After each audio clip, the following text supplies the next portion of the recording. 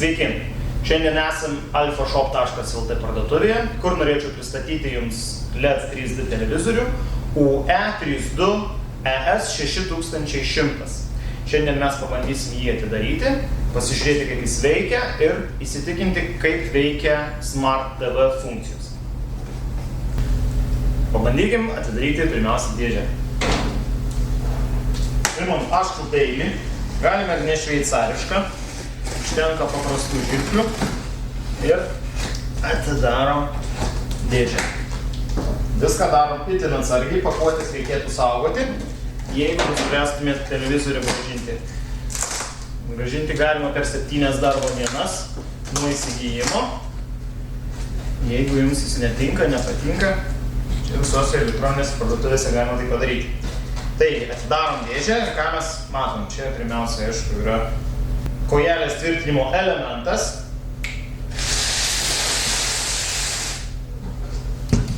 Jis naudojamas pritvirtinti kojelę. Bandykim išimti fotoplastą.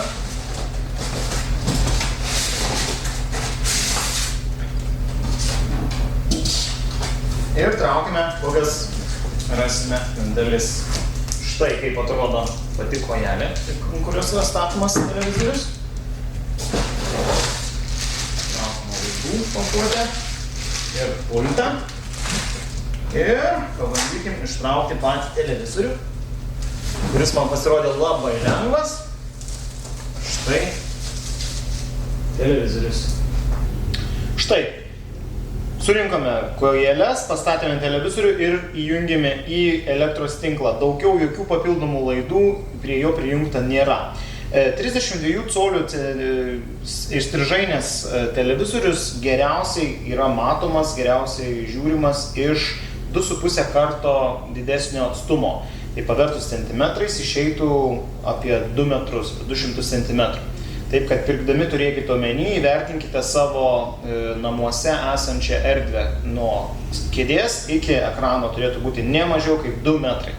Pageidautume 2,50 m.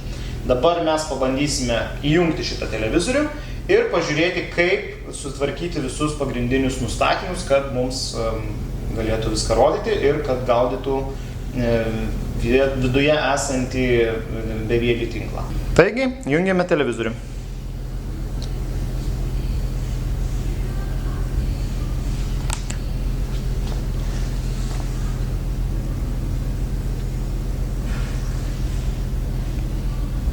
Pirmiausiai atsiranda kalbų pasirinkimas. Mygtukų pagalba pabandysim susirasti lietuvių kalbą. Štai lietuvių kalba. Spaudžiame OK mygtuką.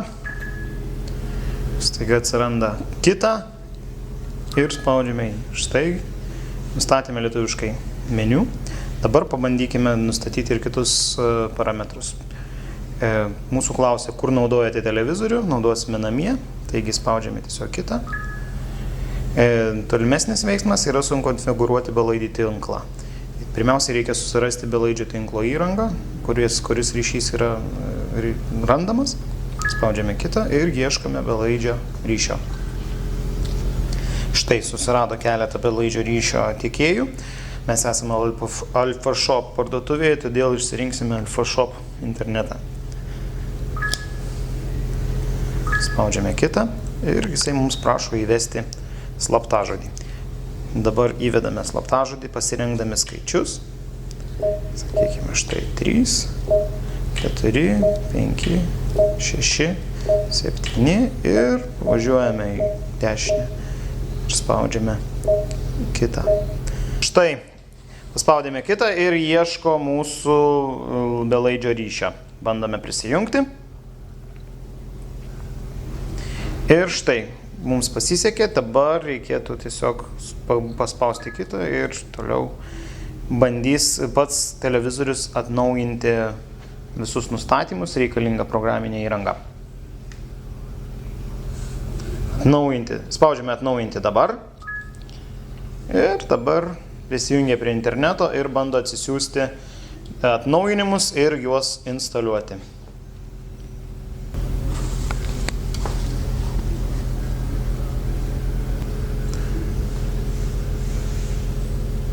Štai mūsų atnaujinimai atsiųsti. Ir dabar pabandysime juos instaliuoti, kad televizorius pats galėtų atnaujinti savo įrangą.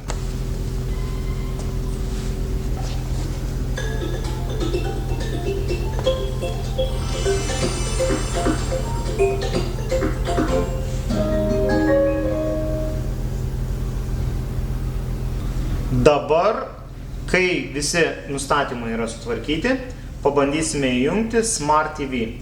Ant pulto yra Smart TV mygtukas, kurį paspaudus turėtų išsijungti, štai jisai gražus, Smart TV. Dabar pabandysime įsijungti kompiuterinę paprastą pelytę. Štai tokią.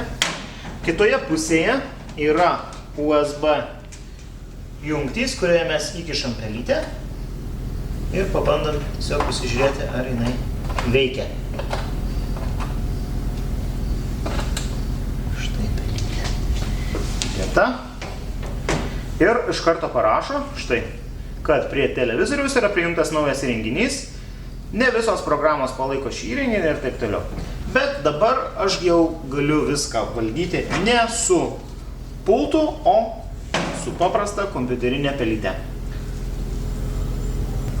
Pabandykime atsidaryti interneto naršyklę ir tiesiog įrašyti tam tikrą adresą ir pažiūrėti, kaip veikia interneto naršymas interneto puslapiais. Spaudžiame web browser. Štai rašo prisijungti. Iš karto mums supažindina su Samsung paslaugų teikimo sąlygomis, kuris, aišku, visi labai gerai skaitome ir sutinkame su jomis. Taip pat ir privatumo politika. Ir bandome atsinaujinti savo interneto naršyklę. Ir pabandykime atsidaryti. Iš karto jisai suveda Bing.com adresą. Pabandykime įvesti kitą interneto adresą. Įveskime šiuo metu Alpha Shop.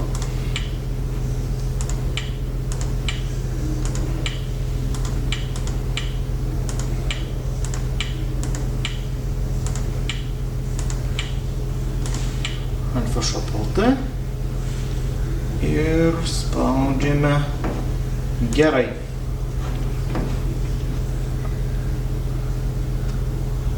Štai. Atidaro mums Alpha Shop LT puslapį, kuriame galim naršyti ir žiūrėti, kokių dar Samsung televizorių Alpha Shop gali pasiūlyti.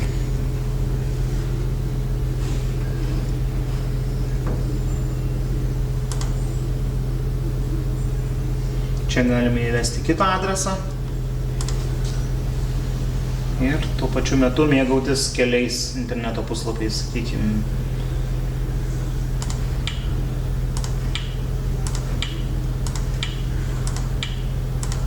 Delfi.lt, skaityti naujienams, spaudžiame gerai. Prašom.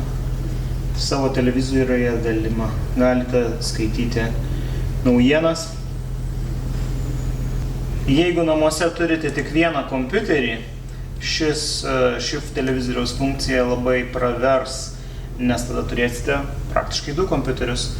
Tiesiog su juo negalėsite dirbti, bet galėsite žiūrėti tam tikrus interneto puslapius, video, dalyvauti socialiniuose tinkluose ir panašiai.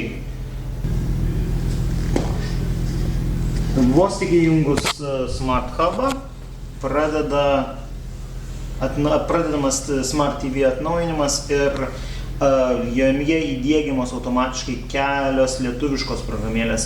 Štai matote 15 minučių žmonės, Žalgirio krepšinio klubo puslapis. Tiesiog šitos programėlės padeda žmonėms iš Lietuvos greičiau pasiekti savo mėgstamą turinį. Jų kol kas rodo, kad atsiunčiama 16. Taigi, instaliavo kažkiek tai tų programėlių.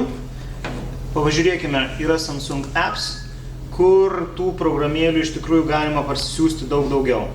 Iš čia galima parsisiųsti ir nemokamų žaidimų, ir sporto kažkokių tai programėlių, ir šiaip gauti informacinių programėlių ir panašiai. Čia tiesiog, štai, turime visokių žaidimėlių, lietuviškų, ir juos galima vieną po kitos instaliuoti į savo televizorių.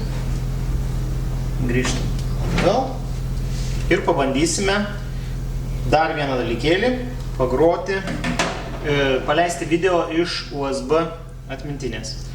Paėmėme USB atmintinę, įrašome tenais video. Kitoje televizoriaus pusėje yra dar laisvų USB jungčių. Įdedame savo USB atmintinę.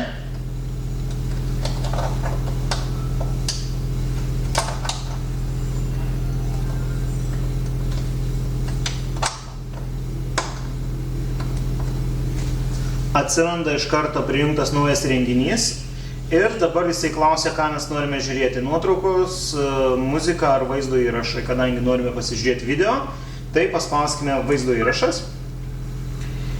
Ir jisai atidaro All Share programą.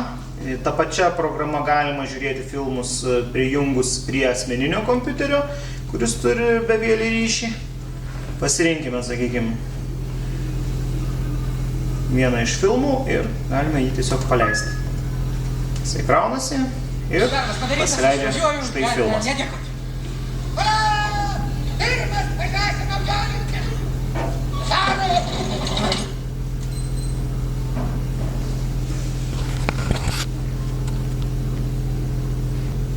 Dar viena įdomi funkcija, ką galima padaryti su šituo smart televizorium, tai yra žiūrėti YouTube vaizdelius. Šioje vietoje pas mus YouTube mygtuko nėra, dėl to jisai yra kitame ekrane, paspaudžiame į šoną ir randame štai YouTube on TV programėlę. Paspaudžiame ją ir atidarome savo YouTube paskyrą, kur galėsime pabandyti paieškoti tam tikrų video ir pasižiūrėti, kaip tai viskas veikia. Štai. Galima kanalus ieškoti, galima žiūrėti ir pabandykime paieškoti. Lietuviškos š raidės kažkodėl nėra. Paieškokime tam tikrų video, sakykime, lieskime žodį katės, ko dažniausiai ieško YouTube. Štai įvedėme katės ir matome keletą video, kur mums parodome vaizdeliai su katytėm. Bandykime mes pajungti kažkurį tai video ir pažiūrėti, kaip viskas taip atrodo. Štai žinomas video, kaip katytės kalbasi. Kraunamas video.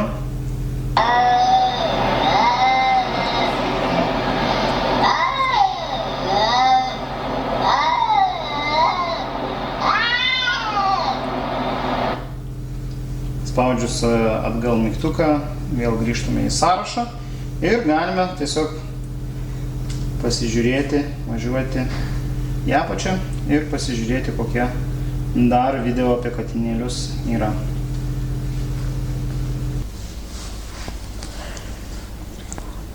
Kągi, prieš tai pasižiūrėjome filmą iš USB atmintinės, dabar pabandykime pasižiūrėti filmą iš bevėlių ryšių sujungto kompiuterio. Prieš sujungiant kompiuterį reikia pateikti keletą nustatymų ir padaryti kompiuteryje atskirą home grupą, kad būtų galima prijungti prie televizoriaus. Mes šitą dalyką jau padarėme. Ir dabar pabandysime paleisti tam tikrą didelio formato filmą, kurio svoris yra apie 10 GB. Jis yra MKV formatu, taip kad pasižiūrėsime, ar toks filmas gali būti rodomas be jokių trukdžių, vien tik tais transliuojamas bevėlių ryšiu. Spaudžiame ant pulto source mygtuką, jame parodo, kokius dar mes įrenginius turime. Išorinis įrenginys jau mes atjungėme, štai yra tinklas, spaudžiame ant tinklo, jisai mūsų paklausia, kokį norime turinį groti, spaudžiame vaizdo įrašą ir rodo štai folderius tam tikrus ir bandykime paspausti videos ir pasižiūrėkime, ką mes galime rasti. Jisai parodo visus video ir štai pabandykime įjungti filmą Star Trekas.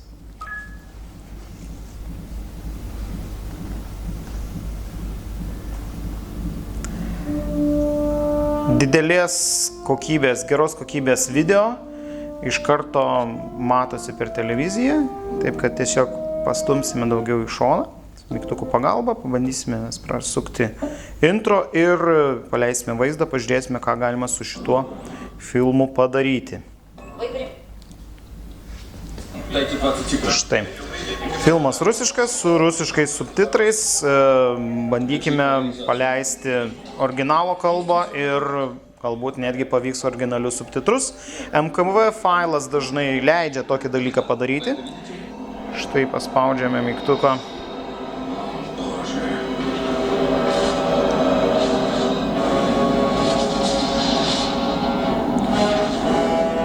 Ir einame į garso režimą. Garso sistemos kalba yra viena kalba nustatyta, antra kalba. Antra kalba greičiausiai bus anglų kalba. Štai jungiama anglų kalba. Važiuojame žemiau ir ten yra subtitrų. Rodo, kad yra rusiški subtitrai, antri rusiški subtitrai ir anglų kalbos subtitrai. Štai. Įjungiame angliškus subtitrus.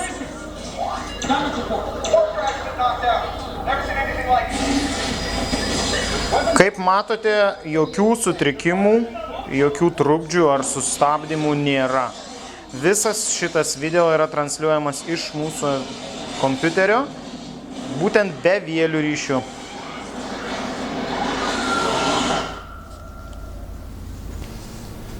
Kaip matote, šis televizorius yra labai paprastas naudoti. Jo galimybės yra itin geros ir paprastos, tiesiog puikus namų televizorius. Šis televizorius, galima sakyti, atstoja iš dalies asmeninį kompiuterį.